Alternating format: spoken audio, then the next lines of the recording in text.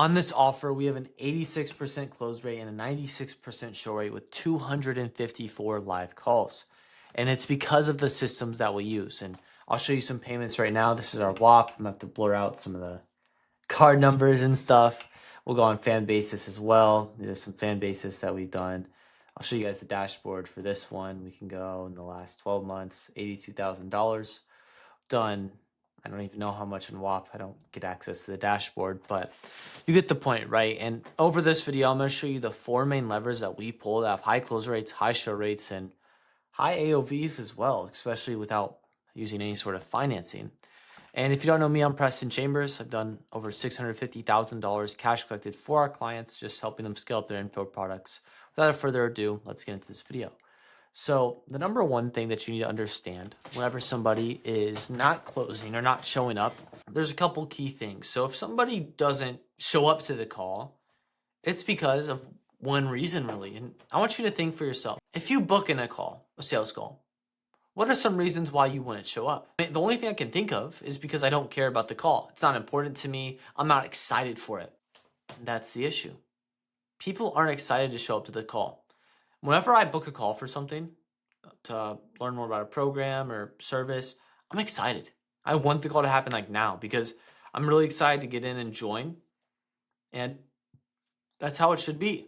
So if people aren't showing up to your call, they just don't care. It's not a priority for them. So you need to make it a priority for them by personalizing it, making them excited, etc. And if they don't close, a couple different reasons. Usually it's because they don't trust you enough to pay you thousands of dollars, or they don't believe in themselves or in the product or service. That's really it. So what I'm going to do is I'm going to show you different strategies that we use to make it a priority for people, make them make sense, and make them want to actually close and join the offer. First thing we do is having a dialed in confirmation page. This is my confirmation page, okay? It's dialed in. So as soon as somebody books, right, we're going to send them over a video that is going to give them more information. So we go through table of contents, basically explaining the offer, the timeline, the results that we've gotten, expectations, worst case scenario, etc. And it's really just giving people more information prior to the call. That's all you're trying to do. What type of information? We want to show them the results. We want to answer their common questions through things like breakout videos, right? Where it just answers their questions quickly. We also want to show them testimonials and results so they can get a feel for what does it look like to work with this person. And that's the main thing. And that's what we have. So we have, interviews, we have pre-call page, breakout videos, and you can even send them things like podcasts or handling scam allegations as well if needed. Although I don't have any podcasts and nobody really thinks I'm a scammer, so there's no point. But for one of our offers, we have one where we like pop open YouTube automation offer. He shows his analytics, his channels, everything like that, just to rapidly build up trust. You want to think, how can I build up the most trust with this person? And that's why at the beginning of the video, I showed you all the payments. I popped up in our WAP, our fan basis. I live showed you everything to build trust rapidly because at the end of the day, you're just a stranger online. So you need to give them the right information so that way they can trust you. And that's the way we do it with a confirmation page. It's one of the strategies. It's an amazing strategy as well, just answering questions in a timely fashion that they care about and giving them the right information. So if we do that, if they have all the information that they need, it's a high likelihood that they're going to convert or at least cancel their call or show up because they know if it's for them or not for them. Which if you just have any questions or you just want to work with me, you can just DM me on Instagram. I can just give you more information and help you guys out. Back to the video. And the key thing to note here is you want to have as many interviews as possible because interviews only work if they see themselves as this person. So if somebody comes in and is a YouTube automation coach and they watch this interview, they're going to resonate it with way more because the person that we helped was a YouTube automation coach. So you want to have as many different case studies as possible so that way they can see themselves inside of those case studies. That's really why they work well, because they see themselves inside of those case studies. That's really it though, just showing a lot of proof and answering questions. That's it. Then we go into the emails. So whenever somebody books, we're hitting them with 4 to 6 emails a day, just answering common questions, selling them on the opportunity, showing student results. This is an example of an email for our TikTok shop offer that we were running. TikTok equals dropshipping in 2016. Basically, we explain how big TikTok shop is blowing up and how it's a student opportunity. If you're deep into copywriting, we're really pushing that big emotion, that new emotion, that easy emotion. That's what we're pushing just to sell them on the opportunity. And we have tons of different emails like this, just selling them on the opportunity, answering common questions, etc. Because what we're trying to do is just, we're spray and praying with this marketing, with the pre-call page, with the emails. What we're doing is we're trying to just get them the right information, but we don't know the lead specifically because so many different people book in and we can only do so much as marketers to hit the people. So that's why we have to use a couple other strategies as well. But like I said, you want to hit them with 3 to 6 emails a day after they book in. And if you're having an issue with your close rate or your show rate, usually you don't want to have people book in this far. Usually you want to have them book in max like 72 hours. Usually that's the upper limit for letting people book in because what happens is their pain increases. I'll give you guys an amazing example. I got my blood work back. I'm big into like test maxing, like optimizing my hormones and my health. I eat like raw meat, raw liver, some crazy stuff that a lot of people would think is wild. But I do it.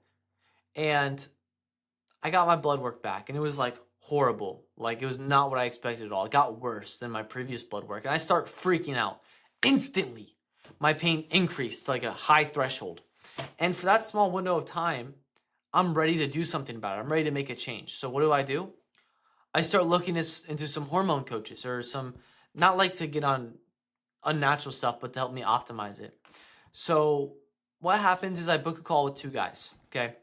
And I'm looking through all their stuff and there's no information for me whenever I book this call for both of them. None whatsoever. There's not a pre-call page. They don't have any really interviews.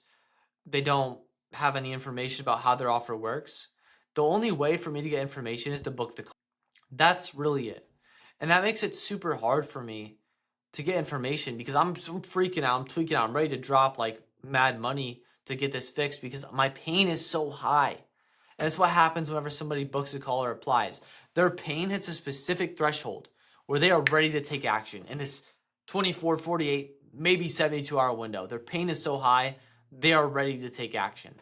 So we have to match that pain with a high level of confidence. But there was no information for me to learn on this. And whenever I would talk to them on the call, it felt like the game plan was kind of fugazi. Like there wasn't actually really clear tangibles I would get from joining the offer. There wasn't a clear roadmap that I couldn't honestly do myself. And it just wasn't clear. And for me to spend $6, $10, $12,000 on this, it didn't seem wise because there wasn't a clear ROI I was gonna get. And I felt like I could do it myself. So what did I do because I didn't get the right information? Well, I show up to the calls. One of them was like a paid consultation, so it's a little bit different. But I showed up to the call and I didn't close because I'm an ice cold lead. I have no idea who this guy is at all. I have no idea what he's offering. And there's no real information I can get. Because as soon as I book, there's no confirmation page. There's no emails. There's no team reaching out. That's it. So what happened? I show up to the call, I ask a bunch of questions. They ask me questions, and then I don't close. And then I go and think about it. And then I think, hey, I could probably just do this myself. And that's what happened. My confidence never reached that threshold, which is different for every single person. But for me, it never reached the threshold where I'm ready to take action. And my pain went down. So because in that 24, 48, 72-hour window, they didn't get me to be confident in their offer, my pain went down. I'm no longer in the market for a hormone coach or a health coach. Because I feel like what I'm doing now, I have AI help me, etc., feels dialed now. And we'll see next month. But you get my point. So that's why this stuff is so important because we need to increase their confidence in our offer if we want them to actually join. So that's why whenever somebody books in, we should have them book in not more than 72 hours because once again, the farther out you push it, the more that the pain decreases. And then as soon as somebody does book, we need to make sure that we give them the information that they're interested in, like the offer, right? Timeline, the results we've generated for people, the expectations, the worst case scenario, etc.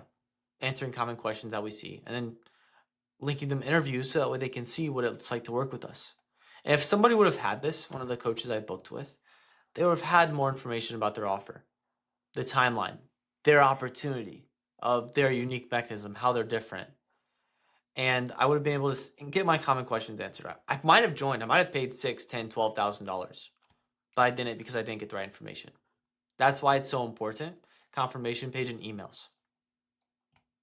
Something else though that I did not cover is that this client specifically is on YouTube. If you know anything about YouTube, it nurtures leads heavily because it's hours of content. If somebody's spending hours and hours with me, they're going to be more likely to buy because they're getting more information. They're building a relationship with the client, with the offer owner, and they just have more education. So these leads are coming from our YouTube organic. And nurtures them so much because of the 7-11-4 rule. Everybody obviously knows it. 7 hours of content to make a buying decision. Seems semi-accurate. It depends. It can be a bit less, a bit more, but if somebody's watching hours and hours of content, they're going to be a high likelihood to join. That's what happens on our offer. People say, yeah, I binged your YouTube content. I spent hours with you. And it kind of cooks them prior to the call because YouTube organic leads are like laydowns. They are the warmest leads because they have so much trust built up, and that at that moment their pain's high. If you have a halfway decent sales process, which I'll show you, makes it so easy to convert on these leads. Because the confidence is there and the pain is there, that's when deals get made. Sales is just pain and confidence at the end of the day. And every single prospect, without a doubt, that even joins his offer says that they trusted him, says that they love the free YouTube content, etc. Makes it extremely easy. That's why we build up YouTube. That's why we have a free YouTube course. That's why we focus on building up YouTube channels, because they're the best asset to have in 2020. So let's go into the sales team. So as soon as somebody books in, because the sales team is so important in the sales process as well. If we didn't have a good sales process or good sales in general, not skill wise, but just the thought process behind our process, we would have a way lower close rate. So the setter's job, as soon as somebody books in, we need to dial them up. Ideally within 5 minutes. Does that always happen? No. But as soon as possible, as soon as somebody books, we need to hit them up. If somebody, whenever I booked in that funnel, called me and said, hey, is this Preston? Yeah. Okay, cool, man. So I saw you booked in, man. Tell me like what's going on and what made you want to book a call. Oh, I just got my blood work back and I wasn't really too happy with that. I just want to kind of figure out what's wrong, see how we can fix this. I just want to have high testosterone. I want to hit 1,000 tests to feel better down in my business, etc. Blah, blah, blah. They go back and forth a little bit. We just kind of understand their situation, cause pain and cause urgency, qualify them financially. Okay, yeah, man. So like, I'll be honest with you, like the program's probably like, how much did you have anything set aside to like put towards like a hormone coach or anything like that? I'm not really sure like what type of offers you guys have. Yeah, we have offers ranging from like 2 to 4 to 6K. Like if you felt like if you feel like what we actually, I'm not asking you to pay me right now. If you kind of felt like what we had could help you, hit 1,000 tests and there's a clear roadmap, like, is that something you'd be able to do? Yeah, bro. Yeah. Okay, cool, man. So like, what main questions do you have about the offer? Because then what does he do? He gets me to respond to him. I have pain in my situation. I'm qualified financially. Next, what you have to do is just build a rapport and answer my questions. So like, what questions do you have? Dude, I honestly have no idea what you guys do at all. Do you have like an offer doc or like a system? Because I just want to make sure like a coach, I'm looking at a couple people right now, and I want to make sure that the people I do go with can actually help me and it's not just some BS. Because I've done this, I've done that, bring up pain points. Yeah, so here I'll send you this video, that video, etc. And then here's some case studies. You sound exactly like Micah or Michael or Steve or whatever. He sends me that and then he says on the call, we're gonna build our roadmap for you and we're gonna have you all dialed in. So what did he do? He got me to respond to him. He created some more pain and urgency in my situation by just going through like what I've tried before. He qualified me financially, so I'm actually qualified lead. He answered my questions and pushed me to relatable assets so I can get more information, because whenever somebody books a call, at least for me, I'm excited to get more information. I want to learn more. So you have to make sure that we're pushing people there. He's pushing me to relatable case studies of people, and then he's getting me excited for the call, telling me, hey, we're going to build out a roadmap for your call. So it's like, okay, I'm hyped now. Like, I'm excited for this. I would be consuming all this information, seeing if this is the right fit for me, and getting excited for the sales call. Then what he wants to do, if he's the setter, if he's the closer as well, then it's fine. But basically what we do with the sales team in place, after the triage call, after they're qualified, we're putting them in a group chat with the closer. So we have the setter, the closer. Closer sends a selfie video just introducing himself, putting a face to a name. So that way it's a little bit harder to ghost because you're building more of a relationship. Sends them to the pre-call page as well as to give them more information, and then asks if they've seen this page. We're texting back and forth, just getting more information on the prospect, right? No, I've done this, I've done that. Okay, cool. Like, what'd you think? And just making sure that they see relatable assets. Yeah, I've seen the video on YouTube. So building a relationship because, and look, looking forward to it. What we're doing here is we're building a relationship with the prospect and answering their questions. If somebody would have done this to me prior to my hormone call or my health call, they give me more assets. They send me case studies or text me back and forth. I'm going to respond because I'm highly interested. And we're just getting them more information. Because if you have a full-fledged conversation with somebody, you watch 20, 30, 40 minutes of assets, you're probably going to show up to the call if you're interested in buying. If you're not interested in buying, you'll cancel the call. But if you are interested, you're going to show up to that call. And that's what he did. We show up to the call, easy close, because that's the whole job of the sales team, is to build that one-on-one connection that marketing cannot do. Marketing can't send them the exact case study that they need. Marketing can't, cause more pain in their situation, really. But that's what sales team allows us to do. So having a good triage system in place covers all the points I covered, and having the conversation, it's that simple. If he said, no, I haven't seen Adam, I would just send him the interview that we have of Adam, who is just like him, from a European country, etc., sending them relatable assets. And then another reason why we have such a high close rate is because we have downsell offers. This is like a key one.